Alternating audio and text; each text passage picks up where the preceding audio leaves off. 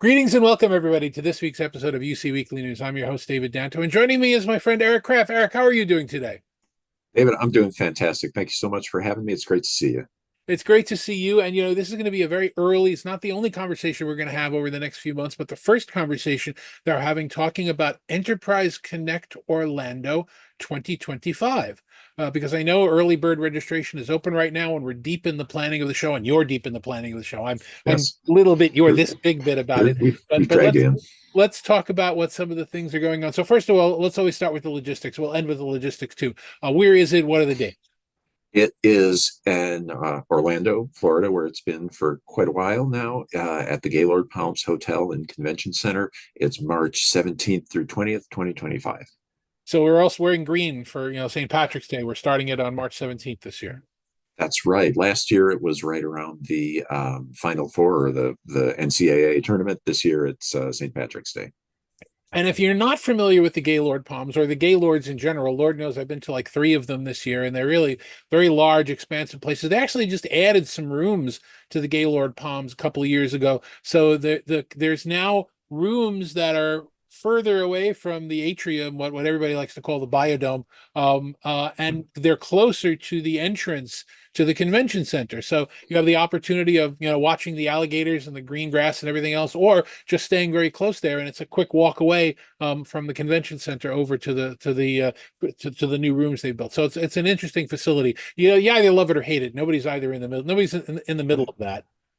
Well, it is, and folks from my neck of the woods here in Chicago and the East Coast, a lot of them really love getting down to Florida about in the March timeframe. They're ready for a little bit of sunshine and warmth.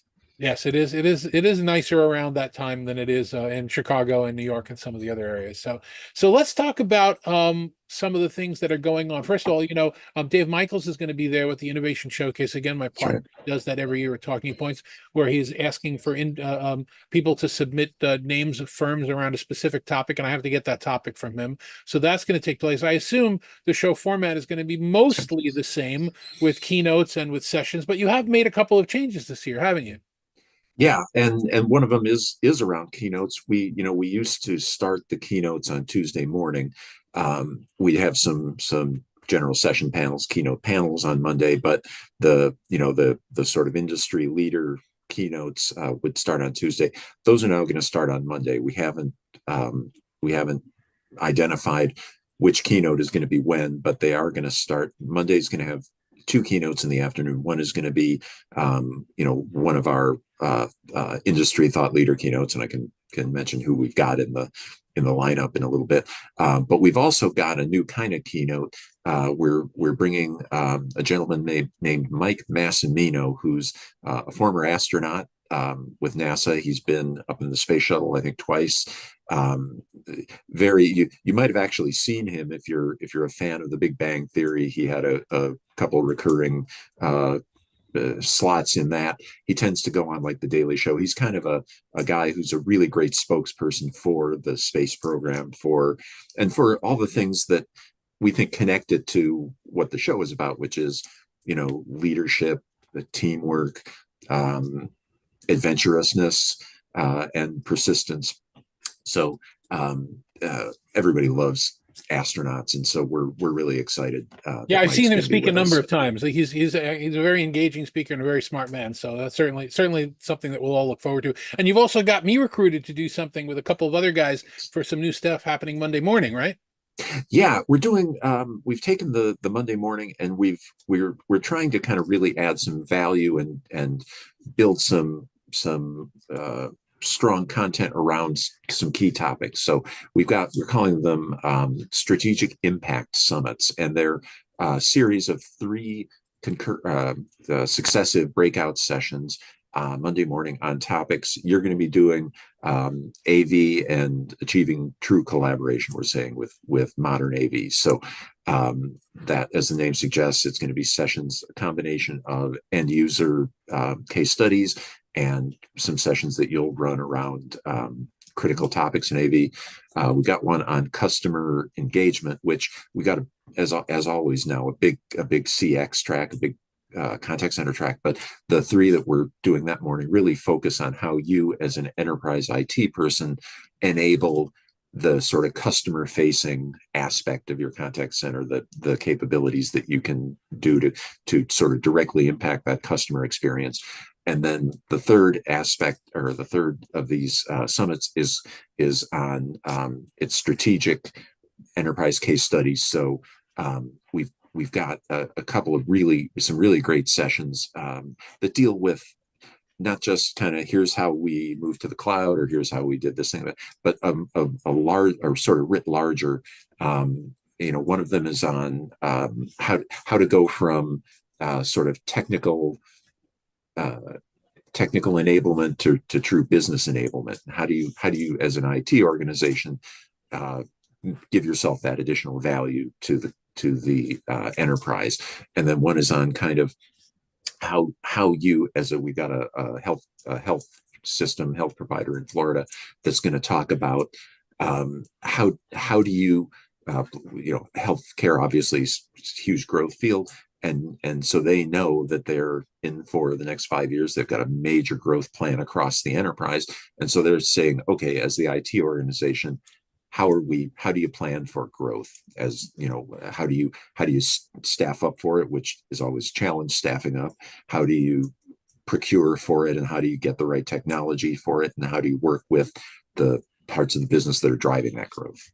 So Yeah, those that's are kind of like some really interesting sessions going on for Monday morning, and I'm looking forward to the one that you asked me to present, because I think there that and I've had this debate with a lot of people, including on this show last week, and we've talked about it. We're a little over rotated on the concept of generative AI right now, and obviously we're not going to be able to keep it at bay. Everybody's going to be talking about it, but in the AV space, there's machine learning, and machine intelligence and computer intelligence that's changing the game.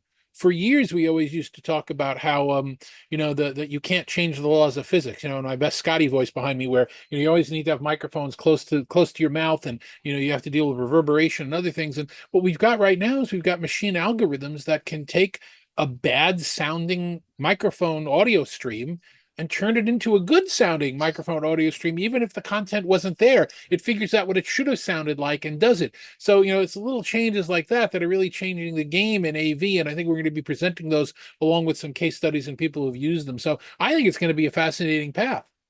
Yeah, and it's, you think about to the point of AI being this kind of black box or mysterious thing, but as you know, in the kind of use cases you're describing, it's really not. It's algorithms. It's stuff we've been doing when we did voice over IP, and you were replacing drop packets to try to improve the MOS score of those voice.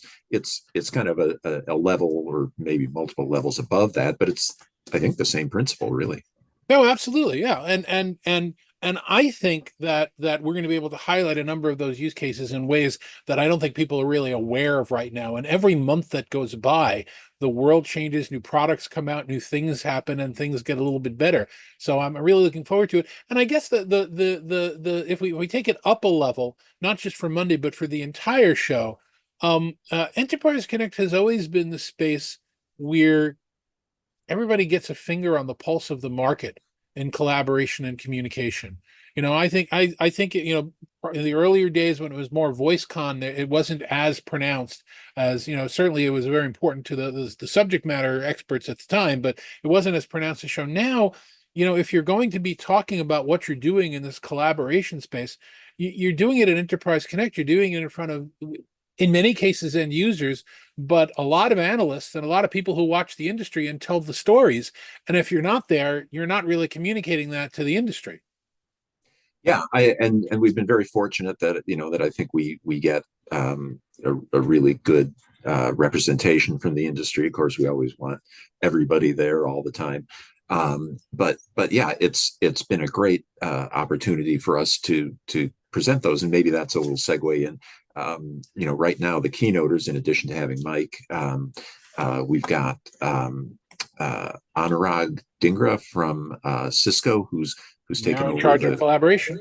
Exactly, yeah. And then Smita Hashim, who's Chief Product Officer at Zoom, Kira Makagon, who's Chief Innovation Officer at Ring Central, and then super excited, Duncan Lennox, who is the VP and GM of Applied AI at Google. And we've got a couple of other keynote announcements that we're going to be making I hope soon, to kind of round out the list. But so there's more to come on that too. Okay, no, that's very exciting. And I've been going to the show probably for over a decade or two, and not everybody really understands the history from year to year. Not everybody was there when Avaya gave out the cupcakes. Not everybody was there when Right. and certain and there's some people that provide demos that don't pay attention to what was announced 5, 6, 7 years ago. So it's always the keynotes are always probably my favorite part of the show is going in there and seeing who's been paying attention to what's been said before.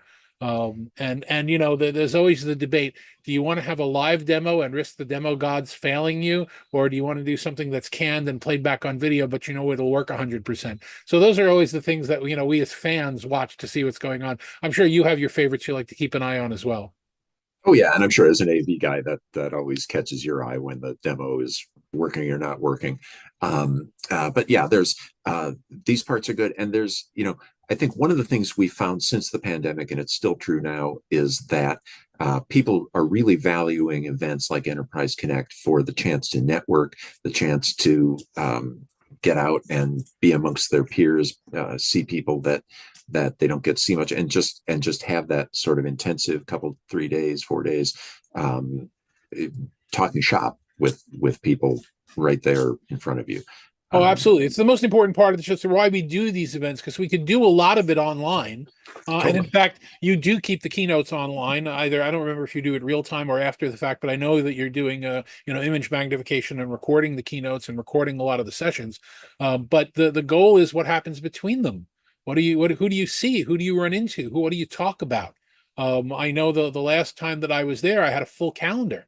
Yeah. Where there's only you don't have 5 minutes in the day to do anything, and you're cutting back on your sleep to be able to do more time. And this is not going out in the evening and partying. There's some of that too, but it's more just who are you meeting with and talking about the industry with.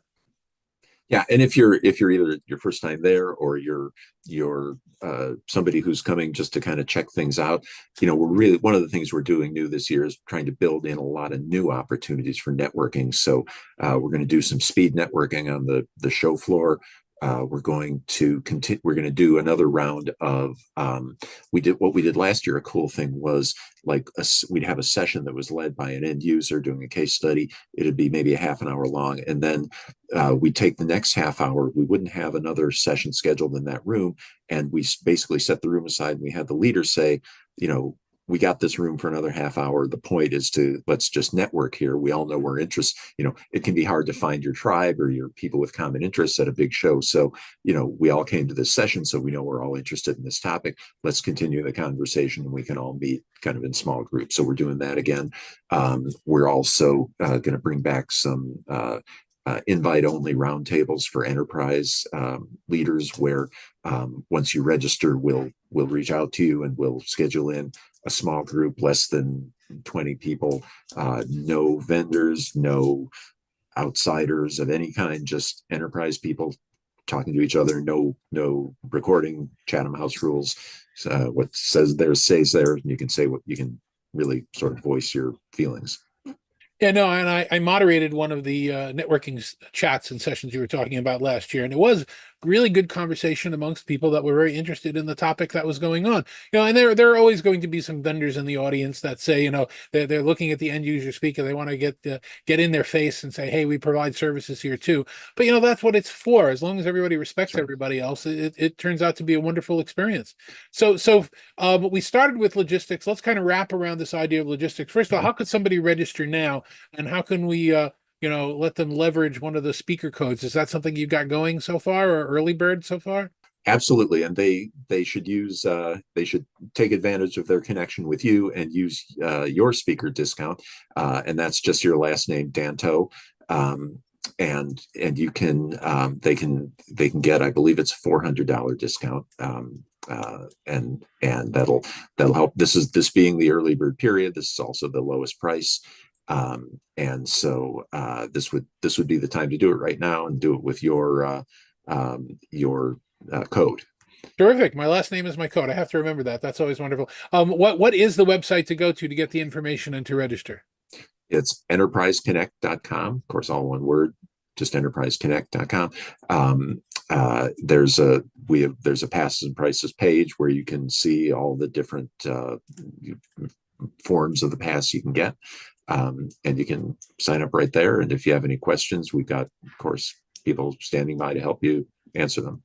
And if you are interested in attending and going to some of the keynotes and just working on the expo floor as an end user, there's still a free option to do that, right? Yes, yes. The Expo Pass is free through. I believe we're charging for it right close to the show, like a few weeks before the show we start charging. But if you sign up now, it's free. Right. And that's not a way for someone who should be an exhibitor to get out of exhibiting at the show. And that's, not a way to be able to attend the sessions that I'm going to be doing. One of the most important sessions that I'm going to be doing, and you and I still have to talk about this, we'll do it obviously offline, is around Microsoft's announcement with MDEP, the Microsoft devices ecosystem platform that they're coming out with on it for Android devices. A lot of controversy around that. Microsoft loves it. Some of the people that are participating love it. I got a series of blogs coming out to talk about it. There are some vendors that are a little reluctant to jump over to that. So we'll definitely go through some of the pros and cons of that. And that's another session that I'm really looking forward to. And if you take the Expo Pass, you're not going to see that. So you definitely want to Right. register and use my speaker code, last name Danto, and join us in March for Enterprise Connect. So Eric, you'll come back on the show again as we're a little closer, right? Maybe we'll get a couple of the other speakers that are going to be involved in the show, and we can give some more previews of what some of the sessions will be like. I'd love to. Terrific. Thanks very much. Thanks for joining me this All week. right. I really do appreciate. Enjoy the holidays that are coming up. Right. You too. And thanks so much. And thanks everybody for watching. Thanks very much for watching this week's UC Weekly News. I'm your host, David Danto. Next week, we're going to be doing our wrap up of Microsoft Ignite, which is happening this week, which is exciting. There'll be a lot of news, a lot of changes, a lot of things coming out of the Microsoft camp for that. But until then, thanks very much for watching. We'll see you next week.